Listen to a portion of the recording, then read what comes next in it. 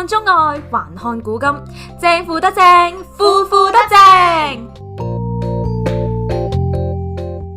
Hello， 大家好，歡迎收聽腐腐得正，我係蘇怡，我係雞爺，我哋終於回歸呢個正常嘅集數啦，而家我哋終於係開始講翻啲有深度嘅嘢啦，好難得㗎，呢啲係要天啟嘅呢啲嘢。我覺得呢一個嘅話題咧，其實唔算真係好天啟，因為佢成日都會出現喺我嘅 Threads 上面咯。我都覺得呢一個係 pre-read 度會出現嘅一個議題嚟。佢同BL 鬥呢一個男同志文學咧，都係一啲可能隔2-3個月咧就會出現喺我 Threads 嘅話題嚟㗎啦。因為呢樣嘢，我覺得就係你日常生活你就會遇到嘅嘢咯，即係大家就會炒出嚟講嘅一件事咯。而且就算唔關 BL 事都好啦，其實你喺日常生活中都一定會聽過厭女呢兩個字咯。但好多時厭女呢一樣嘢就會同 BL 扣起咗一個莫名其妙嘅關係咯。因為最大嘅一個問題就係 BL 佢好多男性啊嘛，係咁就會令你會即刻聯想到嘅就係性別嘅對立。哦，你咁多男性即係冇女性啦。咁然之後就會係牽涉到好多，咁當然 BL 裏面都會有好多同性與性別相關嘅嘢，但係亦都會係因為女性嘅缺席比較多而衍生到就係厭女呢一個討論出現咗喺 BL 之上咯。仲有其實好吊詭嘅一樣嘢就係 BL 本身佢好大嘅一個服務嘅群體就係女性啊嘛。咁呢樣嘢就更加加深咗究竟 BL 呢一件事佢入邊做緊嘅嘢同埋觀眾作為女性嘅觀眾去睇緊嘅時候，呢一個咁樣嘅奇妙嘅三角關係就造就咗一個厭女嘅議題長期都出現緊喺個 loop 入邊。但係因為咧，其實厭女呢一個嘅指控都幾大噶嘛。係，我覺得厭女真係一個幾嚴重嘅問題嚟。但係當我哋咁中意 BL 嘅時候，而 BL 又俾人話厭女咯，咁我哋應該點樣自處咧？或者係究竟我哋其實點樣睇厭女同 BL 之間嘅關係咧？係啦，咁所以今集我哋應該呢兩集啦，其實我哋都應該主力都係會講 BL 同厭女之間嘅關係啦。咁都應該有啲我唔知啊，可能同之前嗰啲嘻嘻嘻嘻傾下偈嗰啲就比較差得有啲遠，希望大家唔好聽我瞓着咗。我已經記唔起咧，咁我哋對上一次咁認真地去傾一個 issue 嘅時候係幾時咯？唔記得咯，是但咯。嘿嘿，anyway， 咁所以我哋就嚟咯，開始。咁我哋要討論 BL 同厭女之間嘅關係啦。咁我哋首先要做啲 definition 啦。咁 BL 就唔使我 define 㗎啦，我覺得坐得喺呢度嘅在座各位嚇。係啦，咁但係啦，對於你嚟講，究竟乜嘢叫做厭女咧？我哋先講下呢一樣嘢先，即係蘇怡點睇厭女呢樣嘢？我覺得對於我嚟講最直觀嘅厭女就係同一件事情啦，但由女性嚟做嘅話，就會有一個好莫名其妙嘅指控啦。但係嗰一件事如果由男性嚟做，就大家唔覺得有問題咯。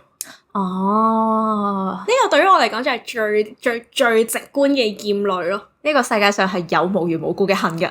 係啦，呢個係我哋之前近排討論嘅一個話題。係，即係譬如 for example 啦，我用可能衣着打扮為例子啦。譬如可能男 artist 可能着一啲比較性感啲嘅，比較暴露啲嘅衣着，可能 show 一 show 胸肌咁樣啦。我先假設係啦 show 一 show 胸肌嘅。咁大家就會覺得哇，好正啊，好好睇啊！即係練得咁犀利，練得咁靚，就係要 show 噶嘛。咁可能大家都會覺得男 artist 去着呢啲衣着係冇問題嘅。咁但係可能喺同一個場合，咁女性可能着一啲比較性感少少嘅衣着，可能都係同樣地都係露出佢可能都用咗好多心機去保養啦，去鍛鍊出嚟嘅胸部啦，我假設係。咁但係亦都就會有一啲好無厘頭嘅人就會走嚟話，喂，着到咁暴露，搏咩啊？搏上位，搏鏡頭定搏乜嘢？咁但係同一樣嘢嚟嘅啫嘛。但係點解大家就係會欣賞男性去展露佢嘅成果，而唔會欣賞女性去展露佢嘅成果咧？即係個感覺就係好似因為佢係女性，而所以就會對佢有一啲嘅 judgment，莫名其妙加上去嘅一啲規則咯。理解理解。我覺得呢一個係一個超級常見嘅一個例子，即係唔好話女 artist 啦，其實就咁連一個女性普通行出街，基本上都會俾人 judge 呢樣嘢咯，有機會。係㗎，即係其實有好多時，譬如你行喺條街度，嗰日你冇話特別着得靚與唔靚，你係咪真係着得比較貼身 or whatever 身材如何？其實你喺條街度行，你都係會有好多好惡意嘅眼神望住你，我覺得有啲會係㗎，即係更唔好講係有啲係會實質行動做出嚟咯。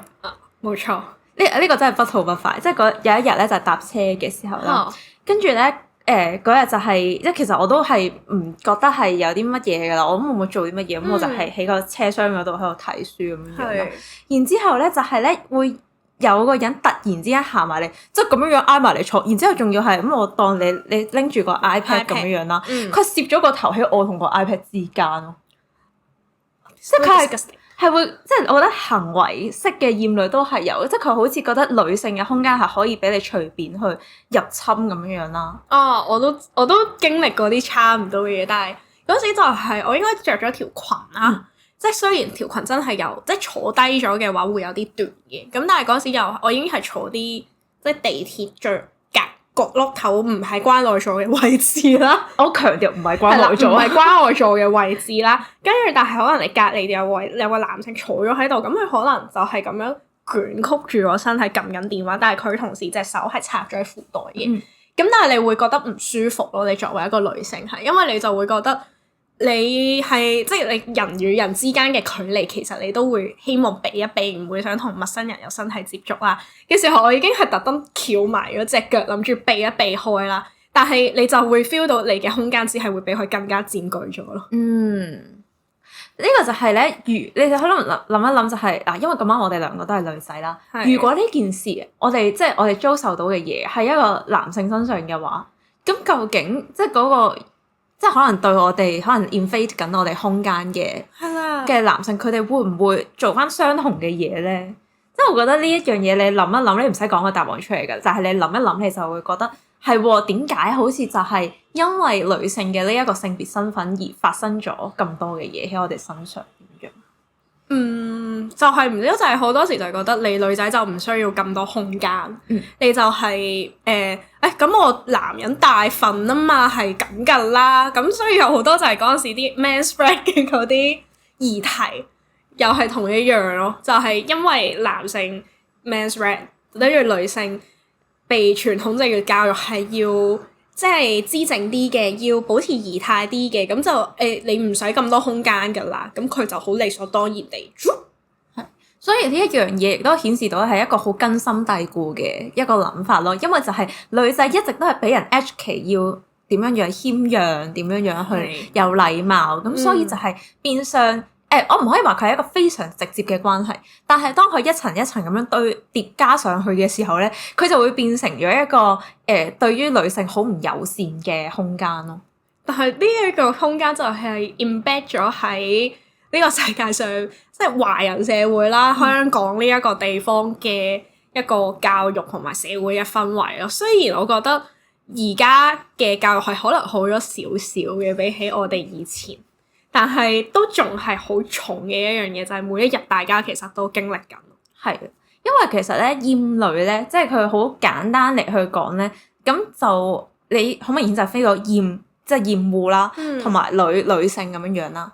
咁就唔係單純緊我討厭緊一個女性咁簡單，即係唔係講緊討厭獨立一個女性 A 呢一個人咁樣樣，而係泛指對於所有女性嘅偏見啦、厭惡啦，甚至係有啲時候對於女性特質嘅一啲偏見都係咯。即係例如咁，我哋可能講關於 BL 嘅話，咁樣一定會睇到喺 BL 作品裏面有好多唔同性別特質嘅男仔，但係如果呢啲特質，例如可能佢哋會例如而家做 gel 甲咁樣啦，我冇咗，我冇事㗎，即係嗰啲咁樣。其實而家男仔都多咗好多，你喺度騷擾緊我個咪，你走開，咪你冇事啊嘛，好 OK。即係咧，可能有時如果啲男仔咁樣樣咧，做呢啲咁樣嘅指甲嘅時候咧，咁跟住可能就會俾人覺得男仔指甲做乜嘢啊咁樣樣，乸型咁樣。係啦，就係因為佢覺得呢一啲嘢係一啲女仔身上先至會有嘅嘢，當佢呢啲女性特質放咗喺男性身上嘅時候，就會引嚟一啲厭惡。其實呢一種都可以係一種厭女咯，因為你下意識覺得呢一種女性特質係唔好嘅，放喺其他性別身上係唔合適嘅，你先至會去厭惡佢，或者係對佢有 bias。咁呢啲其實都係一種厭女，就唔係淨係講緊我對於女性嘅厭惡咧，先至算係一種厭女。其實厭女呢個情況真係會非常非常廣泛地出現喺大家嘅日常生活中，只係你覺唔覺咯？其實都係嘅，你話 gel 甲呢一啲嘢咧，即係係啦 gel 甲呢一啲嘢啦，就算係女仔做都會俾人話咯，有陣時拜金嘥錢，拜金呢個嘅尺價咧，有時可能會貴過一層樓。尺價呢度好似唔係用尺嚟做單位，但 anyway， 但總之係會有呢一種嘅情況出現啦。咁其實厭女真係大起上嚟咧，亦都係可以成為一啲嘅國際嘅新聞咯。好多超多，尤其是我哋喺亞洲生活，即係接觸亞洲嘅文化多，你亦都會更加 feel 到呢一個嘅東亞嘅文化裏面係衍生咗幾多厭女嘅嘢出嚟。厭女，我哋有啲真係國際大事嘅大厭女咯。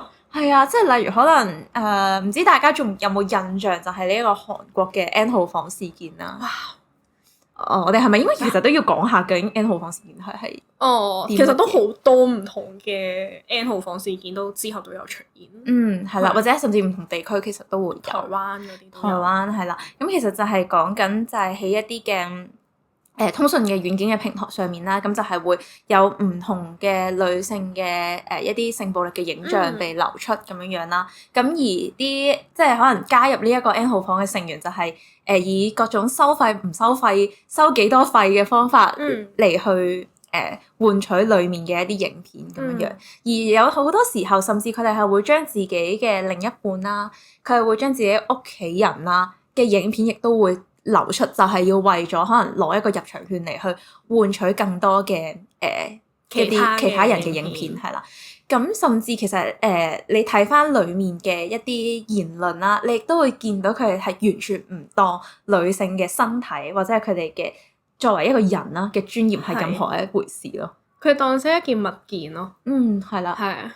所以咧，如果咧大家有睇一啲可能 documentary 啦，或者係新聞報導，有一裡面流出嘅嘢係真係可以好 disgusting 咯，我覺得係好嘔心，確實係啊，所以即係你就會見到，如果但凡係呢一個地方嘅文化對於女性有多些許嘅尊重嘅話咧，其實裡面嘅嘢真係唔會發酵得咁恐怖咯。唉，其實係㗎，尤其是喺韓國呢一個社會底下，韓國就更加即係性別議題呢樣嘢就更加誇張嘅喺東亞文化入邊，因為佢嘅 toxic masculinity 即係有毒嘅男子氣概咧，係真係可以好毒咯，佢哋係好恐怖㗎，佢哋好誇張。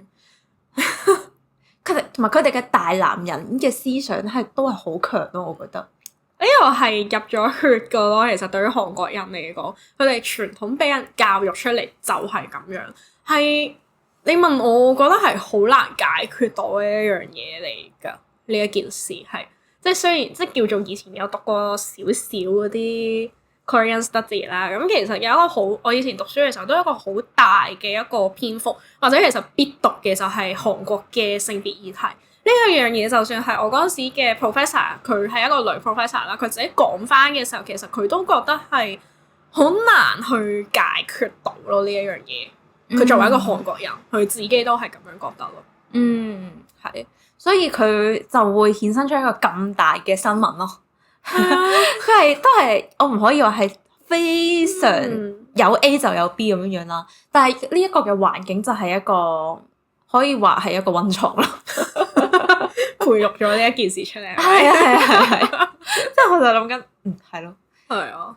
但係咧就我覺得呢一個議題啦，或者係無論係講緊父權又好，有毒嘅男子氣概又好，厭女又好，嗱呢三樣嘢係唔同嘅，但係我今日唔喺呢一度講太多佢哋分別啦，只能夠講佢哋係互相都有啲影響到嘅，係即係我都覺得自己其實作為香港，我當然香港可能佢唔會搞到好似 N 號房咁大單新聞啦，哦但係其實你枕住你喺香港呢個生活嘅環境底下，其實真係唔會避得過厭女厭女呢一樣嘢。太霸啦，真係好多。而尤其是我哋兩個係重度 Threads 使用者，我哋嘅 Threads 嘅重合率係極高。即係咧呢個係我哋兩個好似 share algorithm 嗰陣時候都話我哋，即係我哋見到嘅嘢咧，好快就會喺第二個人嘅 Threads 上面會見到。係啊，所以咧，其實厭女嘅討論我哋都即係成日都碌到咯，碌到一定碌到其實。嗱，我唔係針對一個人咁樣樣，即係我哋純粹係針對大網民或者 Threads 有對於呢一樣嘢嘅評價咁樣樣，就係即係可能大家最近都會見到我哋嘅立法會咁有位江議員啦，係啦，江議員係啦，江文慧議員咯，而家就叫係啦，咁就即係大家我明白就係大家可能對於一啲嘅政治人物咧係可以絕對有唔滿意或者係唔支持嘅，係我覺得係 OK 嘅。但係咧，我成日覺得 Threads 上面啲人佢講嘅嘢已經係一種無的放矢咯，已經係好似攞住呢一個人出嚟鬧。嗱，我唔係講緊話我支持呢個人定唔支持呢個人，我都話我純粹講緊大家嘅網民嘅評價啫。係啦，即係你最初話佢 melody 都算啦，跟但係越演越激咯呢樣嘢，即係例如佢可能會攞佢個人嘅樣嚟去合成一啲不太好、不太一啲不雅啦，甚至會話嘅圖像嘅時候，我就諗緊你同嗰啲做 deepfake 嗰啲 deepfake AV 嘅人係冇乜分別噶咯，其實。但係即係喺網民嘅眼中，就係覺得你作為公眾人物，你就需要即係有一定嘅 probability 或者有一定嘅心理承受，就係心理準備就係要承受呢一種嘅攻擊或者諸如此類嘅批評咁樣，呢個係可能好多網民會抱住嘅心態就係，唉，整下啫嘛，玩下啫嘛，又唔係犯法，又唔係攞嚟做啲乜嘢咁佢，但係呢一樣嘢你話就會係造就到其實某程度上就係你討厭緊呢一個人呈現出嚟嘅嗰個氛圍，先不論嗰個人本身係點樣咯。係，所以佢嗰個感覺就係好似佢亦都係因為佢係一個女性，所以佢就要俾你咁樣嚟去做圖咁樣。即係如果佢今日佢唔係一個女性啦，你會唔會攞佢個樣嚟去做一啲比較不雅嘅圖片啊？唔知㗎，香港人係可能黐黐地先㗎嘛。我都唔敢講，但係即係佢作為一個公眾人物啫，但係佢需唔需要承受呢啲咁嘅嘢啊？或者你批評嘅時候，你可唔可以用一個比較合理嘅角度嚟去切入呢個批評？佢哋只係執住佢係江文慧，跟住然之後佢係講嘢嘅時候係咁嘅語氣、咁嘅樣子，跟住就俾人話。但係因為我覺得任何嘢牽涉到政治就係一件好複雜嘅事情咯。即係我先不論呢一個人佢做嘅嘢會唔會本身俾人話啦，因為畢竟江文慧呢一個人佢未成為立法會議員之前，佢咁樣做其實冇人會話佢，即係好比較少數人會話佢話到咁誇張啦。但係呢一樣嘢結合咗做有政治成分喺入邊嘅時候，我某程度上都覺得大家對佢咁重嘅攻擊其實係混合咗好多大家對於政治嘅諗法喺入邊，造就到呢一件事嘅出現咯。係嘅，但係就始終就係佢嗰個，你可以有怒氣或者你可以有不滿，但係當呈現出嚟嘅方法就變成咗一個，佢一定要用一個咁厭女嘅方法嚟去 judge 人咧。所以我就覺得任何嘢混雜咗到入去政治嘅時候，就已經係不能夠再用佢本質嚟去做呢一個嘅討論咯。但係就算係我唔咁政治啦，即係我講翻啲可能比較生活化嘅嘢啦。我成日覺得厭女呢樣嘢真係已經根深蒂固到，佢冇辦法好輕易嚟去消除。所以就算係你對於你身邊嘅人又好，你對於公眾人物都好，你都會有呢個厭女嘅呈現走咗出嚟咯。例如咧，即係比較日常生活化嘅嘢嘅話，我哋先不提及到呢啲這麼大的社會議題啦。政治議題、社會議題呢啲咁樣嘅事情，我哋先放埋一邊先。我唔講政治啊嘛，係啦，係啦，大家今次終於睇到我哋呢個李斯式嘅姿勢啦。上次 SP 嗰陣睇唔到係咪？係啊，全部人同我靜一靜。係啦，即係我覺得例如係呢個係我都係最近喺 Flash 度睇翻大家講嘅時候，我又諗起啦，就係即係當我哋細個嘅時候啦，可能去中學咁上下咁樣樣啦。我覺得無論係男仔定女仔，其實都會經歷過，就係我哋會好抗拒一啲粉紅色嘅嘢，同埋一啲可愛嘅小東西。即係我哋就會覺得啲嘢好女仔，我唔要咯。但我覺得呢個係青春期，大家會好似想即係結合咗即係呢個得意啊、粉紅色啊、可可愛愛嘅嘢啦，好似同小朋友掛鈎咗咯呢樣嘢。就係我呢啲小朋友先做小朋友先玩，我而家大個㗎啦，我就要向成年人靠攏，就係我要用翻啲沉穩啲嘅嘢、沉色啲。冇咁多 decoration 嘅東西，咁嗰啲就證明我大個啦，我同你唔同咯。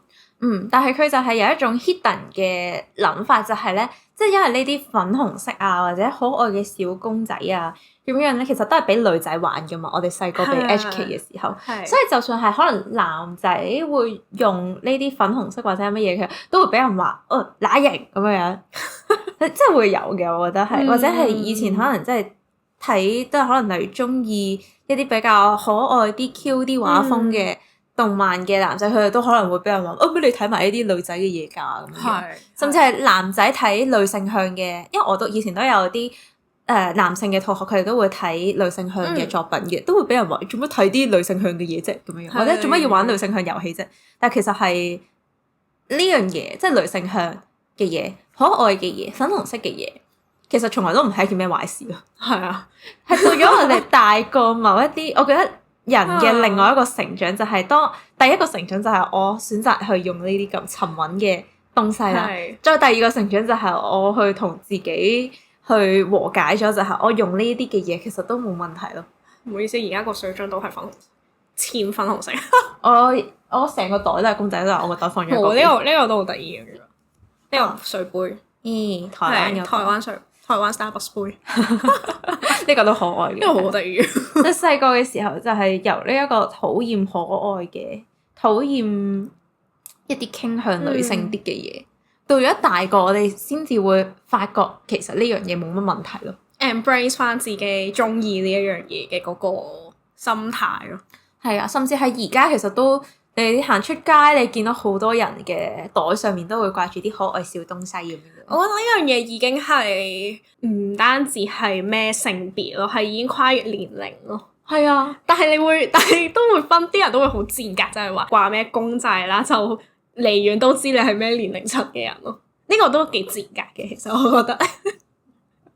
咁我哋算係咩年齡層？即係我個袋會出現 Sanrio 嘅公仔，跟住有時會有 Care Bears 嗰啲。唔係，我覺得 Sanrio 係追星女必備嘅嘢。都係。我覺得有人一掛 Sanrio 咧，我估90%我都會估佢係追星噶咯。哦，我覺得係基本上 Sanrio 佢個 coverage 係闊嘅，係 coverage 好闊。咁但係如果係掛嗱 Boo 嗰啲咧，嗱 Boo 啊 Cry。啲人會話掛啦 Boo 啦，掛 Cry Babies 啊，就會係稍為年長少少咯，稍為係啦，穿翻個通先。OK， 但係總之而家其實我覺得大家都好似乎好似接受多咗，就係呢一樣嘢其實唔會俾性別去包住咯。就係咧嗰陣時我咪年月頭。即係1月中，我去咗睇陳健安個 show 嘅，大家一齊拎公仔。係啊，陳健安係叫全部人都要拎公仔，就算佢哋台上邊嘅嗰啲band 嘅成員都係一隻二隻掛晒喺個身度，全部都係陳健安嘅咯。跟住佢叫大家攞隻公仔上嚟，佢勁開心。呢個就係我想要嘅嘢啊！咁樣呢個就係我想要嘅世界啊！咁樣，所以就係一種大家其實都已經開始係會。normalize 咗玩公仔啊！呢啲本身我哋以為好女性化嘅嘢，係啦，咁其實都係我覺得同一啲內化咗嘅厭女去慢慢和解翻，或者去慢慢調整翻。我覺得呢一個都係好嘅。咁但係當然啦 ，to the best 嘅話，咁仲有好長嘅一段路去行啦。咁但係我覺得 better 已經係好一件事，即係一件其實好嘅事咯。社會嘅進化都係要一步一步慢慢嚟嘅。係嘅，但係有進化緊咯。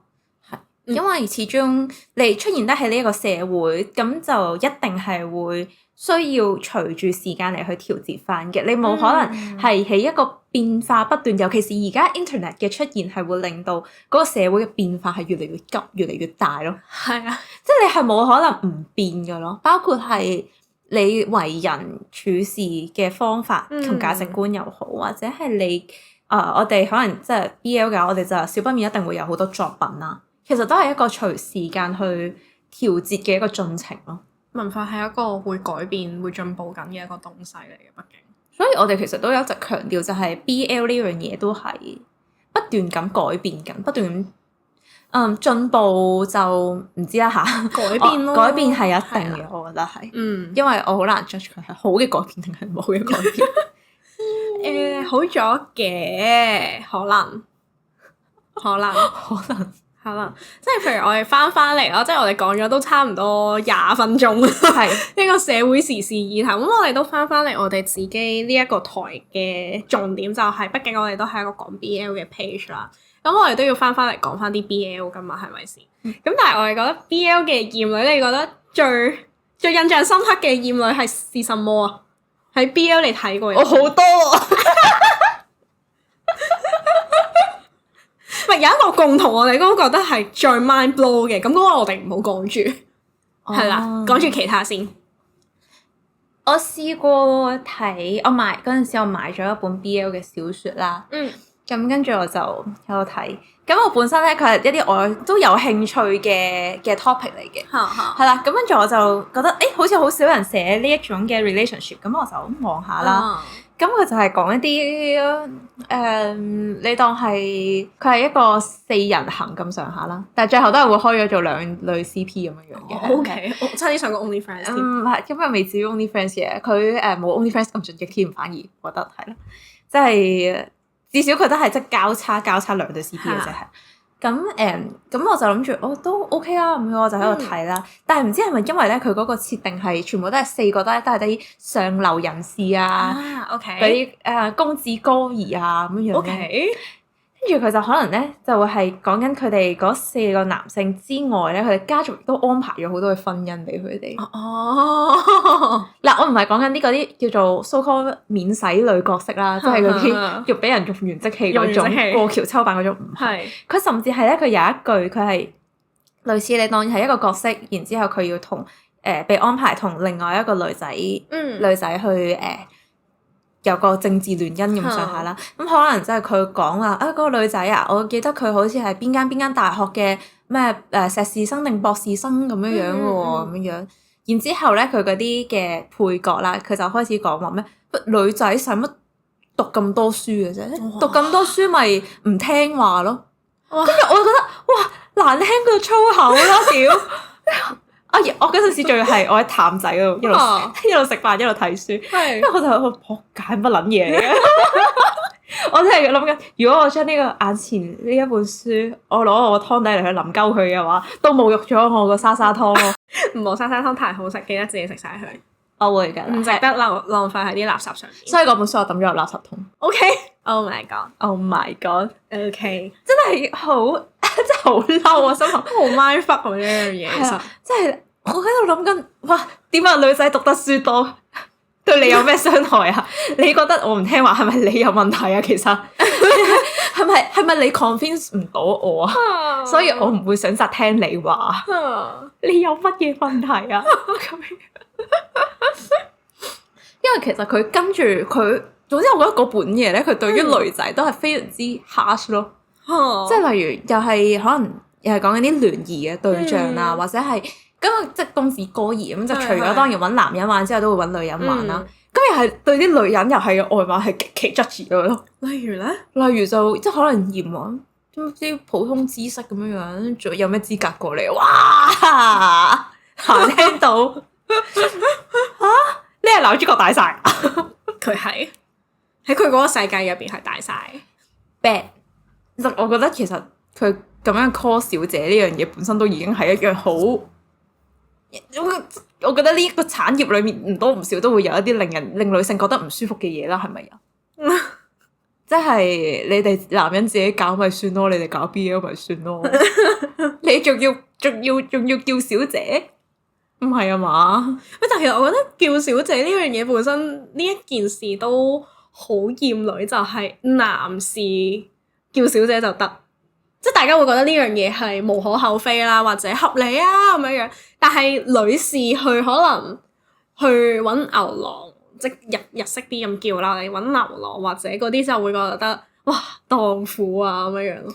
係咯，呢個都係好厭女嘅一個文化體系嚟嘅。係啊，係呢個產業本身就會有啲厭女嘅嘢就會出嚟咯。係啊，即係我就 OK 好，女性係一個商品可以俾你隨便 order， 仲要可以俾你隨便 judge 嘅，係啦。係啊，唔中意嘅話，仲可以叫人老闆唔該幫我換個咁樣樣。係啊，哇！跟住我就係睇完之後，我覺得呢本嘢實在太令我唔舒服啦。跟住所以我就直接抌咗，完全冇再唔會有機會再睇到嗰本嘢。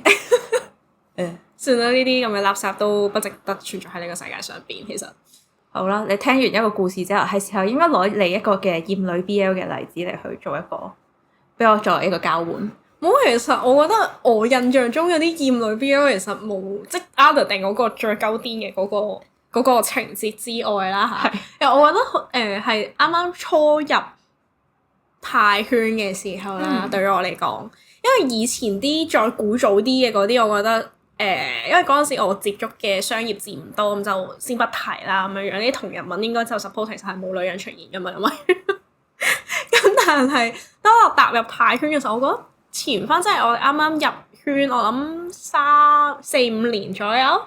嗰陣時嘅泰圈咧，嗰啲劇咧係超級多鳩癲前女友咯。啊，我好似理解到超多咯，即係嗰啲破壞主角感情啊，無厘啦更喺最尾嗰1-2集先彈條女出嚟話我仲係好掛住你㗎咁樣嗰啲咁樣樣啦，咁你就會覺得點解係都要塑造到一個即係一段關係入邊啦，係得女性放低要去揾翻個前男友，而唔係 vice versa 咯。仲有係女性一定係無理取鬧嘅嗰一個咯，呢個就係勁怪咯，我覺得。咁但係 which 我覺得而家有好多嘅女性嘅角色係多元咗，即係佢唔一定要以前女友嘅身份去出現喺一個 BL 裏面啦。佢哋可以係一啲好好嘅朋友、好好嘅上司、好好嘅同事，like 係多咗唔同嘅身份嘅。我覺得，就算我覺得係以前女友嘅身份出現都好啦，你都會覺得佢哋段關係係健康㗎咯。即就算分咗手之後嘅關係都係健康，而唔係一個癲鳩出嚟嘅女人，一個癲雞咁喺度嗌咁樣，即係好健康。你就算覺得係前女友咁樣樣，好似喺呢段關係上面有1-2分鐘嘅波瀾咁，但係其實佢都係佢冇做過任何啲乜嘢事情咯。或者係佢嘅所有嘢都係合情合理，而唔係俾你覺得佢係一個可能就係無理取鬧嘅人咁樣樣。係啦。唉，因為我之前都有睇過啲劇啦，佢唔係前女友嘅角色，佢係講娛樂圈背景，但係佢嗰個粉絲無理取鬧嘅粉絲咧，都係女性咯。即係咧，我覺得呢個已經係唔知 accuse 緊。即係唔知accuse緊係一個追星族咁簡單，因為可能好多人就會覺得追星嘅大部分人都係女性，雖然冇錯，係嘅，係啦，但係咪無理取鬧嘅呢一個包袱就一定要俾女性嘅角色嚟去孭咧？雖然佢出場係得2分鐘，應該1分鐘到啦，但係就係點解一個佢只係一個可以係 anybody 嘅角色，都要係女性，而且都要係好似俾人塑造到潑婦罵街咁嘅形象咯。我因為你睇緊嘅嗰套就係嗰套係 BL 咯。我冇嘢好講，因為2025年啦嗰陣時，就因為你睇緊嘅嗰套係 BL 咯，which 其實現實生活中最黐線嘅嗰啲粉絲，其實好多時都係男粉絲嚟嘅。In true。真正造就到有危險嘅嗰啲，其實大部分都係男粉絲。男粉絲做嘢其實都可以好癲。係，唉，係女粉絲通常都係自稱下我係佢老婆咁樣嘅啫。講開嗌老婆呢啲就真係，唉。OK，係啦。咁我哋就可以落埋去嗰個，我哋兩個共同覺得，我哋喺睇咗咁多套 BL 入邊最鳩癲嘅一個極其厭女嘅情節。唉，我講起都想嘆氣，真係好鳩 Oh my 癲， fucking 我真係超越唔到呢個鳩癲嘅地位咯，超越唔到。即係我哋都算係博覽群書，係，OK 嘅婦女啦嚇。我真係我暫時未揾到例子可以超越到呢一個。我都覺得超越唔到呢一個。好，但係呢個議題本身喺現實生活中就係一個好有爭議嘅議題。係，但係佢出現喺 BL 嗰度會令我更加不爽，更加鳩癲，就係呢個代孕啊！黐膠線。嗱，即係嗰陣時咧，嗰個劇情係咁樣樣嘅，咁就係啦。唉，我而家我講起啦，一學眼淚一學鼻涕啊！呢個真係要交俾你講。係咁樣咧，其實係講緊，好啦，一個 BL 嘅 CP 咁樣樣啦。咁佢就係其中一方為咗得到家族嘅認同啦，咁就帶咗佢嘅 partner 翻去咁樣樣。咁但係當然佢嘅家庭係非常之傳統嘅。就話你同男人拍拖就係冇得傳宗接代，你就係呢啲不孝子，嗰個跪喺度啦你咁樣樣。咁首先我先不論呢一個嘅非常古板嘅設定啦，設定係 OK 定唔 OK 啦，靚唔靚啦 OK，anyway， 但係最後呢兩個人係成功起埋到一齊嘅，係家族係冇反對嘅，係點解咧？係因為佢就係揾咗一個佢哋嘅女性朋友代孕，就生抬咗佢哋個小朋友，跟住我係嗰日係差唔多大結局嗰集啦，係啊，跟住我係嬲到已經講唔出一句説話，我係連做乜嘢，即係我連破口大罵都已經係冇咁嘅力氣咯。我已經係俾呢個代孕嘅情節我嚇到已經係講唔出嘢啦。各位，我嗰時睇到我心諗乜撚嘢啊！我哋兩家一齊睇㗎嘛嗰陣，係啊，係咯，跟住已經係一種嬲到咧。就講緊係即係大家如果係近期啲入坑嘅話，通常你哋咧睇，因為可能就會見到同時間係會有英文字幕啊，即乜咩文字幕咁樣樣咧，都已經上晒架㗎啦嘛，係咪？但係我哋嗰陣時咧，我哋比較遠古少少嘅時候咧，我哋睇嘅時候唔係啊，嗰陣時係冇㗎，冇字幕㗎完全。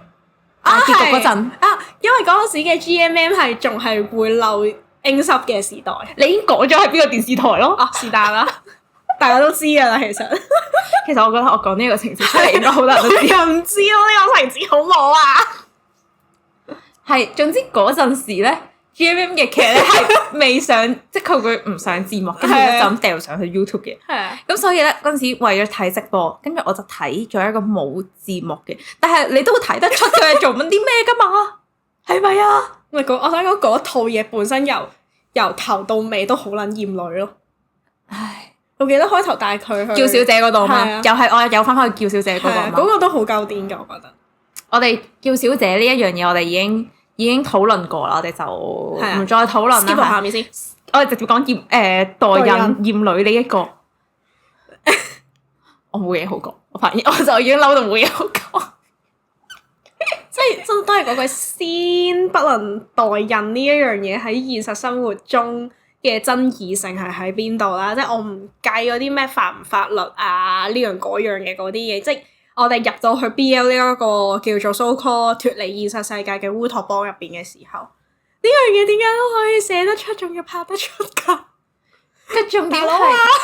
個重點係你又唔諗下有幾多個女人係會望住呢套咁嘅 BL？呢度已經有2件啦，係咪啊？唔係，我真係借問聲，有幾多位女性睇完呢一個劇情之後係覺得舒服，同埋覺得我為我 CP 幫我 CP 圓滿到啊！有幾多聖母係會出現嘅？我想問。唉，即係咧，好老實講啦，我覺得女性係唔應該幫男性嘅戀愛失敗或者戀愛困難去出賣自己嘅身體咯。係㗎，你諗下一個女性懷孕嘅時候，佢對於身體嘅 burden 係有幾大，或者佢承受甚至係一種風險啦。我會話係，點解女性角色要喺 BL 嗰度去幫男性嘅角色去做呢樣嘢啊？我唔明啊！我都唔明啊，其實我真係唔明，呢個係我係睇咗咁多年 BL 啊，我冇試過有一個劇情係會令到我嬲成咁咯。跟住佢咪冇英文字幕嘅，即係我唔知道佢嗰集講咩嘅。係啊，我到今時今日，你都冇睇翻嗰2026集年，我都冇睇翻過嗰集有字幕嘅版本，就係因為我太嬲咯。我已經周圍 delete 咗呢一個記憶㗎啦，喺我個腦海入邊。誒呢個記憶消除筆 Made in Black 咁嘅樣。所以就係、嗰套真係厭女界嘅天花板。我唔明咯，所以我到而家都唔明㗎。即係我覺得呢一個係非常之 extreme 嘅一個呈現啦，一個例子啦。咁我相信都一定會有一啲對於女性更友善嘅 BL 嘅。咁但係呢一個嘅例子係好忠實地令我覺得 OK， 原來男性嘅利益、男性嘅快樂係真係會建基喺女性之上咯。係啊，喺 at least 喺嗰個世界係咯。係㗎，其實佢嗰本嘢成本嘢都好嚴重，其實 anyway 啦。唉，所以佢就係、當佢出現喺一個服務緊女性觀眾為主嘅載體嗰度出現嘅時候，你更加嬲係正常嘅，我覺得合理喎呢樣嘢，真係好合理，超合理。我都唔明啊，我唔明我自己嗰陣時點睇晒，為愛發電咯，你係冇愛啦冇愛啦，唉好，真係太癲咯呢樣嘢。不過我慶幸嘅係，暫時都只係1001套咯，佢後面至少我哋睇嘅咧都冇呢個情節出現翻嘅。係啦，只可以講咁多。我真係奉勸各位想俾 BL 嘅作品裡面嘅男主角們有小朋友嘅作家，麻煩你哋考慮下 ABO 嘅世界。你哋要大肚，你哋自己搞掂佢。Man prep，M prep 好啊，M prep 好 ，M prep 支持。M prep 真係 male pregnancy。係啊，好啊，大家要各大嘅編劇唔該，要靈感嘅話自己上 AO3 睇。AO3 大把支持。你哋要小朋友嘅自己搞掂佢。AO3 已經有一大集 plot 可以俾你哋抄嘅，唔需要再諗女性幫你哋陀嘅。係要 B 就自己陀。係男人你要自己負責。冇錯，係啦，由呢一個陀 B 到餵奶，你哋自己搞掂佢。係即係我哋講咗咁多 BL 厭女嘅例子啦，咁但係究竟 BL 嘅一個本質啦，究竟其實佢包唔包括厭女呢樣嘢？我覺得係好多人都執住嚟去討論嘅一樣嘢咯。因為就係可能例如我啱啱 intro 嘅時候，其實我都有講過、BL 其實係好少女性嘅角色出現，甚至可能一套 BL 係完全冇女性噶嘛。係咁所以好多人都會執住呢一點去話 BL 其實佢係一個厭女咯，就係、因為佢唔俾女性存在喺呢一個嘅空間裡面。有存在嘅都會好似我哋上面講嗰啲例子咁樣一個代人我就會覺得好嬲。係，但係就係、咁，究竟 BL 嘅本質或者核心，你覺得佢係咪厭女咧？我應該係咁講，我覺得而家去探討 BL 有冇，即係佢個本質有冇厭女，其實都有啲係藍色窗簾效果嘅。點解咧？因為我覺得 BL 本身創造出嚟嘅時候，佢一定冇諗住要因為我想厭女而創造 BL 咯。應該話有幾多個人厭女緊嘅時候，你係知道自己厭女緊嘅咧？係啦，即係所以我覺得而家即現代人啦，而家呢個世代嘅人，大家去斟酌 BL 嘅本質有冇厭女嘅時候，其實都係藍色窗簾緊咯。其實每一個人都超越緊呢一樣嘢嘅諗法咯。但係就係我覺得，既然我覺得係內化嘅厭女其實係好多嘅。係，尤其是可能當你個人可能未必接觸過太多性別嘅理論啦，或者係你唔係好知道呢啲 issue 嘅時候，其實你厭女係啲乜你都唔會知。係。咁你點會喺創作一個 BL 嘅時候，或者閱讀緊嘅 BL 嘅時候，好刻意地去察覺或者安放一啲厭女嘅嘢入去咧？你根本都唔覺，你唔知嘅，你都唔知，或者係可能我講緊，可能就算我哋前面出現緊嘅呢一紮例子都好啦。佢哋其實可能佢係只係會覺得我寫緊一個 BL 嘅故仔啫嘛。係啊，即係呢以上嘅呢啲嘢，其實都係服務緊佢哋個 BL 嘅情節咯。情節咯，嗯，所以我覺得呢個世界上邊由盤古初開創造 BL 出嚟，到去到而家各大嘅創作者用唔同嘅方法去創作 BL， 用唔同嘅表達方式去創作 BL 嘅時候，其實我都幾相信應該冇一個創作者係特登將厭女呢樣嘢放入去佢個作品入邊嘅咯。嗯，係嘅。尤其是 BL 佢一開始創造出嚟，其實都係一種少女漫畫嚟噶嘛。其實反而調翻轉咯，其實佢係要俾一個空間女性去閱讀一啲嘢，去睇一啲嘢，甚至係創作一啲嘢。因為一開始其實投身 BL 創作嘅都係一啲女作家、女嘅漫畫家咁樣啦。咁所以啦，其實 BL 我覺得我哋唔好講佢係最核心係唔係厭女呢樣嘢。應該就係話，就算 BL 有冇女性角色出嚟都好，都唔係一個佢判斷佢成唔成為厭女嘅理由咯。因為其實好多時，其實佢創作出嚟嘅作品，其實佢冇女性喺入邊，只係我架空咗成個世界咯。就係我覺得呢一堆嘢都唔關我事咯，唔關我作為女性事，我就係想講一班男人之間嘅愛恨情仇，佢哋經歷緊嘅嘢咯。咁我呢一樣嘢喺我眼中，其實就可以唔需要有女性嘅存在咯。甚至係因為佢冇女性嘅出現啦，其實你會更加放膽可以喺裡面講好多嘅嘢咯。即係例如我講緊可能一啲比較 R18啲嘅嘢啦，即係講緊愛慾啊咁樣嘅嘢。我覺得咧係真係好難避免，就係如果我一個作品裡面會出現一啲關於女性嘅慾望嘅書寫，其實都會俾人 judge 咯。係㗎，係好容易俾人 judge。好容易。或者係你控制唔到啲讀者用啲咩眼光嚟去睇。係冇錯。我都唔即係我唔可以講到好實啦，但係就係例如我可能我寫緊一段女性嘅一啲情慾咁樣樣啦，但係如果佢俾人當成係一個好意淫嘅，但係你控制唔到啲讀者意唔意淫佢咯。係啊，但係就係我覺得呢一種係保護緊作者自己，亦都係保護緊讀者，係啦。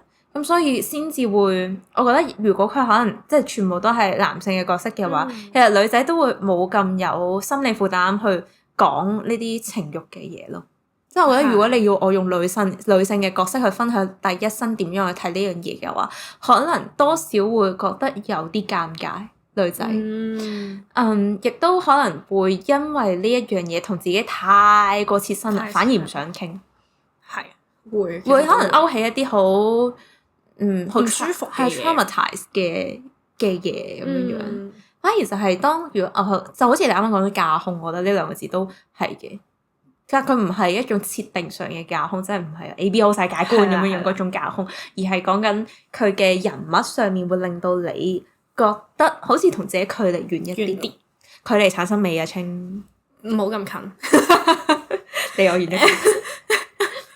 所以就係我覺得呢一樣嘢係太過設身處地去放自己太多嘢入去你個作品，或者你觀賞緊個作品嘅時候，其實你反而係好辛苦咯。你個人會你個情感共鳴咧會太大，係啊，好容易 overload。係啊，所以某程度上，我覺得冇女性嘅 BL， 其實對於女性嚟講係一個可能更加安全舒服嘅一個觀感體驗咯。就係因為佢入邊全部都係男性，其實你可以某程度即係佢哋嘅經歷、角色嘅經歷，可能同你自己本身嘅經歷有一定程度嘅共鳴或者共感嘅。咁但係畢竟佢都係一個男性，生理上同我哋本質上有唔同嘅時候，你嗰個 relate 到嘅嘢就冇咁重咯。你會可以舒服啲嚟去攞你有共鳴嘅嘢，而唔係可能會被迫見到一個全貌，你一定要去認知佢。所以我覺得我真係唔可以用有冇女性角色出現嚟去定斷一樣嘢係唔係厭女咯。係啦，因為我真係覺得有同冇都好，呢個都係作者自己嘅選擇咯。我唔真係嗰句，我好真心地唔覺得有任何一個作者唔擺女性角色喺個 BL 入邊，係因為佢厭女咯。抱住我因為我厭女嘅心態，所以我唔寫女性角色入去。我覺得冇乜可能咯呢樣嘢。調翻轉就係唔通你覺得有女性角色出現就係唔厭女咩？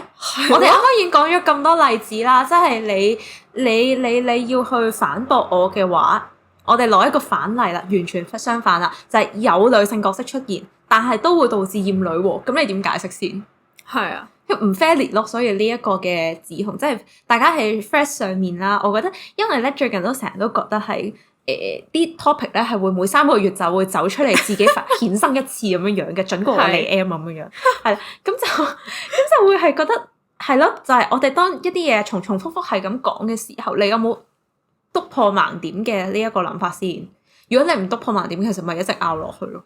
就會係咁喺度講喎，BL 都冇女性角色出現，咪就係厭女咯。但係你有冇諗過緊佢背後嗰個運作嘅原理，或者你點解會出現呢個 claim 先？好容易變泥漿摔角咯，呢啲嘢就係。係啊，同埋啱啱我哋都講過啦，厭女唔代表係我淨係對於女性呢一個身份嘅厭惡啊嘛。有時對女性特質嘅厭惡其實都係一種厭女嚟嘅。係啊，所以 that's why 厭女係可以出現喺男性身上。即係被厭女嘅對象係可以係男性㗎嘛，係咪？係。咁所以啦，就算 BL 佢好多男角色出現，咁其實你都係會可以見到一啲關於女性特質嘅描述。咁而呢一樣嘢就係佢有女性特質，都係唔一定會導致厭女或者唔厭女咯。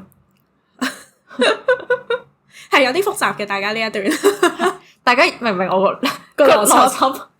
成個邏輯喺邊度？係即係有女性角色或者可能佢嘅角色本身啦，有一啲女性化嘅特質，同呢一個係唔係厭女咧？其實中間係冇一個直接嘅關聯。係啊，冇關係。甚至其實係有男性角色，全部都係男性角色，都可以對女仔好 friendly 嘅咯。係，冇錯。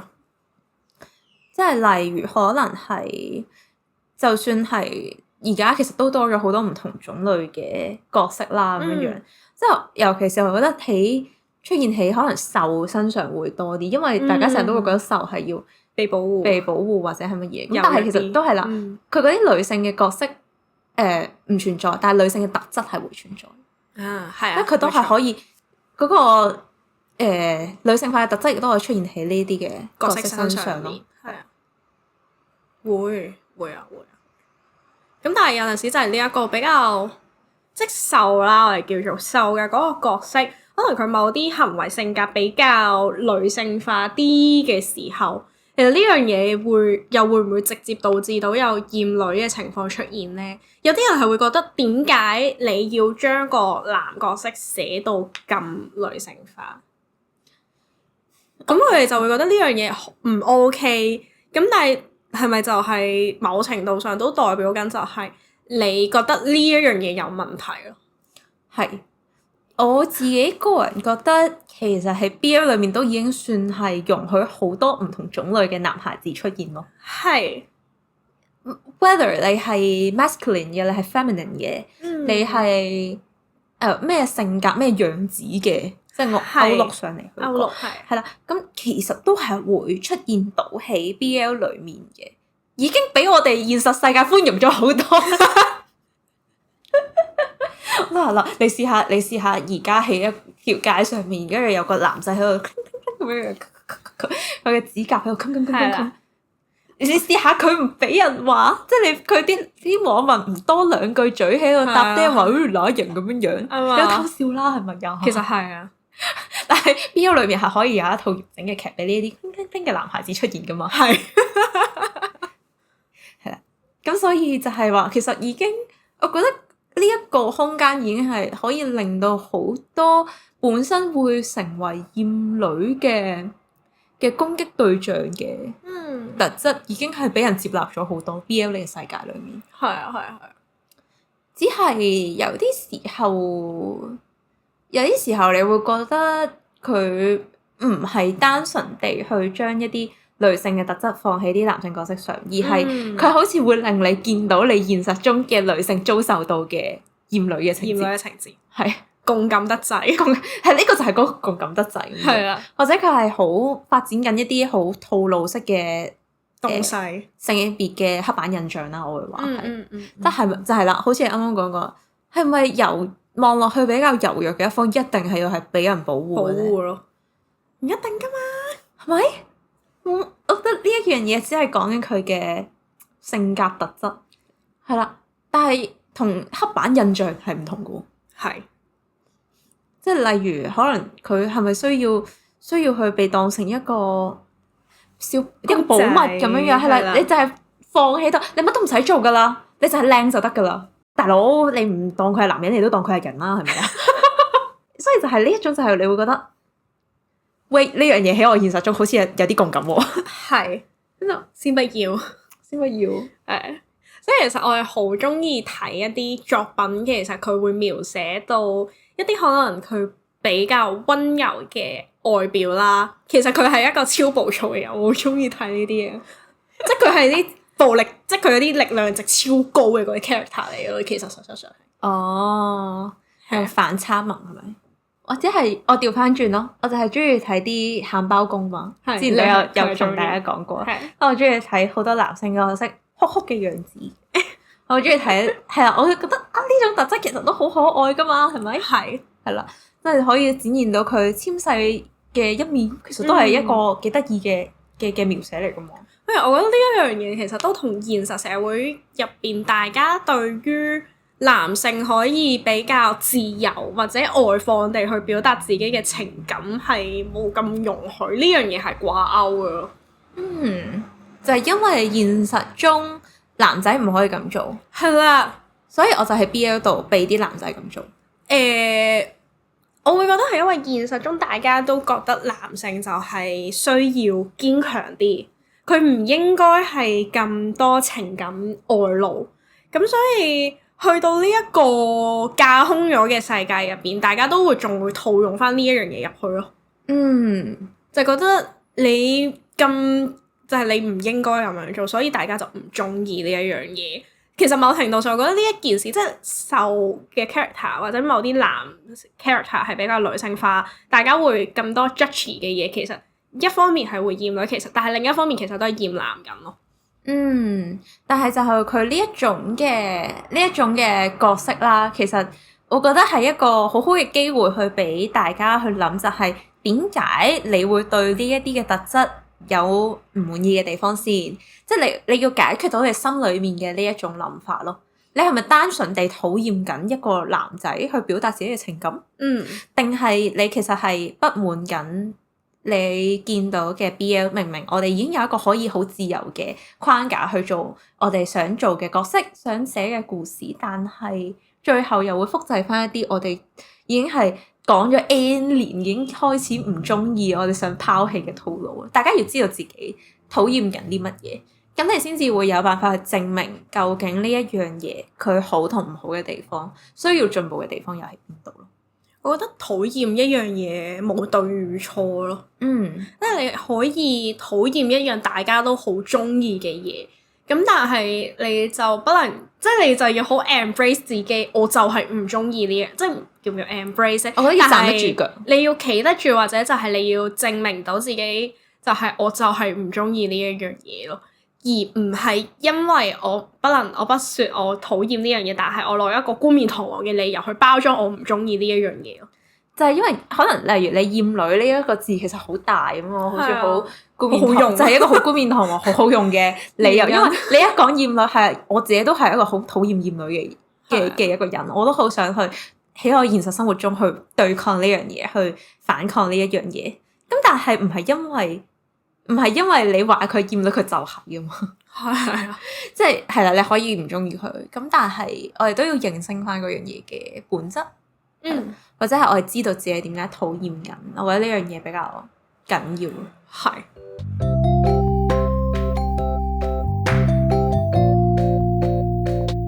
所以其實到頭來啦，究竟 BL 同厭女呢一樣嘢係唔係掛鈎咧？咁我就希望大家可以先將呢兩樣嘢嘅直線關係拎走先。係啦，大家都即係可能要諗真啲，即係 BL 佢其實我覺得 BL 同任何一個文種都係一樣嘢，佢都有機會會出現一啲厭女嘅嘢。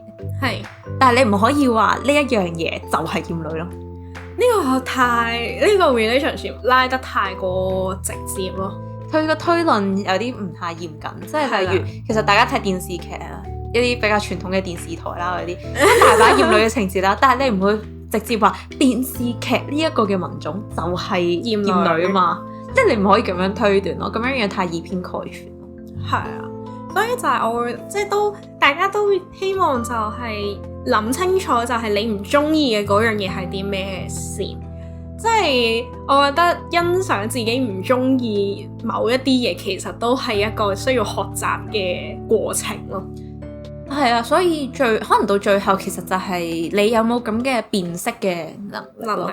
即係我覺得可能就算係我哋知道 BL 唔等於厭女嘅，但係你都如果你見到 BL 裡面有一啲厭女嘅元素出現咗之後，我覺得希望大家唔好咁快去自己話唔係嘅咁樣。BL 點會厭女呢？唔係，即係其實我 BL 都有機會會厭女，但係我哋要識得分辨究竟呢一個問題係出現喺邊度呢？佢係一個個別情節嘅問題，定係一整個作品嘅問題？但係可能就係呢一個係我覺得大家都要需要努力去學習去辨識嘅一樣嘢。所以就係 BL 呢一樣嘢唔係冇一個空間俾大家 drill in 落去睇嘅一個東西咯。其實佢就真係同其他 drama 一樣，係有好多詮釋嘅空間俾大家去諗清楚、去睇清楚，就不要太快就將所有嘢概括咗，就係 BL 等於厭女咯，或者 BL 唔等於厭女咯。係啦，係啦，咁所以就係希望大家都可以諗多一步啦。咁除咗今集之外咧，咁我哋下一集嘅內容咧，其實都會去同大家再討論多啲關於 BL 同埋厭女之間嘅關係嘅。但係咧，我哋今次就可能下一集你就會聽到我哋係從另外一個角度去切入啦。係啊，因為今集都主要講多比較係 BL 本質作品本質嘅上面。咁所以咧，我哋下集嘅內容咧，咁就梗係留翻下集先講啦。我講咗成個鐘啦，大佬。啱啊，我哋都要唞一唞啊嘛。係啦，咁不過咧，如果大家對於今集嘅內容啦，非常之複雜嘅內容啦，有啲咩意見啦，咁其實我哋嘅 IG 大門咧都會長期為大家而開嘅，係啦。咁我哋嘅 IG 咧就係腐腐得正3，記住 FUFUDAK27ENG3。咁大家聽緊啦、睇緊嘅呢啲 podcast 咧，其實都已經上載咗喺各個嘅平台啦，包括呢個 Apple Podcast、Spotify 啦，全部都聽到嘅啦。而家仲可以喺 YouTube 度聽到。係啦，咁大家聽完之後咧，咁就記得咧留低你哋嘅5星好評啦 ，CLS、comment、like、share 全部做齊晒就最好啦。咁對於呢個議題，大家想再傾多啲嘅話咧，其實都歡迎加入我哋嘅 Discord 啦。咁我哋個 Discord group 入邊咧，其實都會定期、不定期有啲直播啊，傾下偈咁樣嘅。係啦，咁就我覺得呢一個其實都值得聽大家意見嘅呢個 topic 係啦。其實係。咁就如果大家想加入我哋嘅 Discord 嘅話咧，咁就可以去翻我哋嘅 IG 嘅 bio link 啦，或者係喺下面 description box 嘅位置咧，其實我哋都有放低㗎啦 link 㗎啦。咁大家就隨時入嚟啦。咁我哋亦都隨時歡迎大家嚟傾偈嘅。係啊，咁所以我哋今集咧就嚟到呢度先啦。咁我哋唞一唞就準備錄埋下集啦。因為下一集嘅內容咧都非常充實。我望一望嗰個大綱我就已經覺得唉，好，又係一個長期戰爭。好，咁所以我哋就下集再見啦，拜拜。